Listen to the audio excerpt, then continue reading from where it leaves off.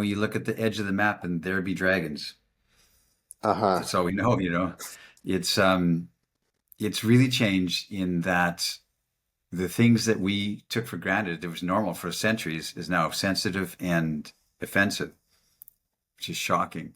I mean, it used to be that women would have a couple of drinks so that they could have an excuse to have sex with a man and say, okay, well, I was just drunk. And now that's rape because I had two glasses of wine and I couldn't fully consent. And and the other idea that it's almost illegal in some places to go up to a woman and say, hi, what's your name? That's not invited, is what they say. That's an intrusion. It's not invited. Um, and the dating apps, like you said before, in the 70s and 80s, you had to meet somebody in person because you didn't see their face online. You didn't see them before you saw them. Lonely You Heart know, Side, it would be like 40 words of text in a newspaper clipping or something like that. I mean, yeah. really going back Imagine the idea of a blind date nowadays. Not possible. without You- stalking their profile before you actually go. yeah, you get yeah. So no such thing as blind dates anymore. But like you said, because it's all avatars and it's all this mythic, this fantasy of what we present a fantasy, and real life can't match up to it in any way. Um, and also technology. Technology's changed. So a guy coming back to the dating world after 15 years. Now technology and people are on Tinder or whatever happens to be when they're watching this video.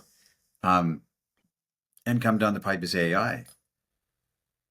Like I always kind of like facetiously say, you know, women that are offended when you approach them on the street and say, that's uninvited attention, are going to be craving that attention when you have an AI girlfriend in the future. You know what I mean? You got a sex robot. I'm good. All right. Cooks me dinner. Does everything I want. So for certain, that's probably one of the biggest things that affects a man's uh, feeling that he can go back into the world is because he doesn't know not up on this technology Hmm. and and the way the dating world has now advanced from online first and then real life. Nobody had that in history. There's a real it used to be in all of cultures and all of history, men were the choosers. It was always the woman trying to get a husband, trying to land a husband, and the parents would say, "Did you got to try and get a husband?"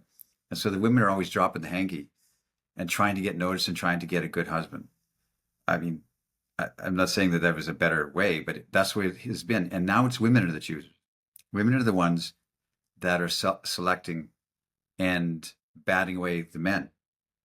Um, and it's inverted from what it used to be. And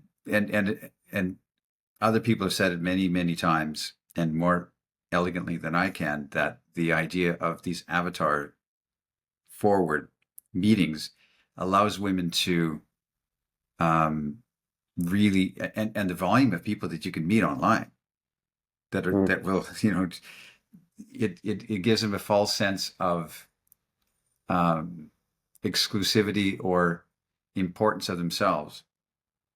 And so um, where 30 years ago, 40 years ago, they might have floundered in the dating world. They might have been like, I can't get a date. Now they're batting away people.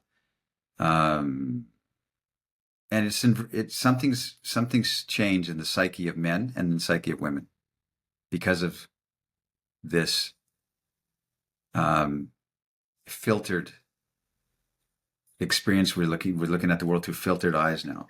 But still, the skill set to understand is the expressing yourself in real life, um, the analog way of meeting or saying hello to a girl in the park, walking her dog. That's not going to go away. And all of the people who are caught up in the digital world still want to have that skill set and still want to receive that kind of. They're still craving that analog experience because, I mean, you go back to Kant and Hegel and stuff like that. It's the I and the other and the relationship that we have. Right now, we have I and the many digitally, not even the real other, just the images of the other. and the I and the other, the communion and those analog skills are going to be a premium. All the dating coaches were there 20 years ago.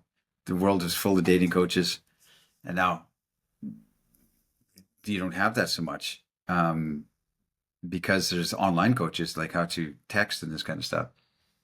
But I think there's going to be a premium on learning the skill sets of how to show up, how to, I think as we go forward, because people get tired of that online bait and switch game. And I Before we, think you talk to any woman who's spent any time online dating and they're just sick of it. The guys say, "Oh, all I get is the crazies. I get crazy girls. Every girl I meet online is crazy."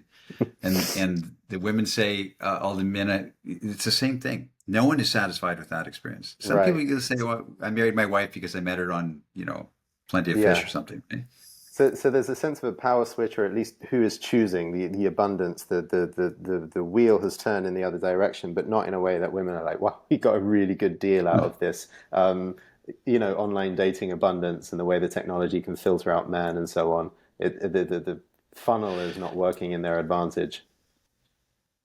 Yeah, but there's an education under that.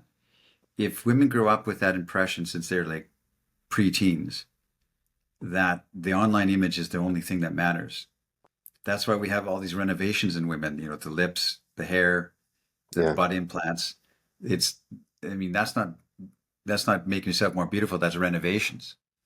And because they're trying to match that profile, that avatar, they're trying to, but that's an education that they've received. Can they ever break out of that and go back to just plain simple freckle faced young girl who likes running through the fields with barefoot? I don't know. Or is this a lost generation of men and women? I don't know.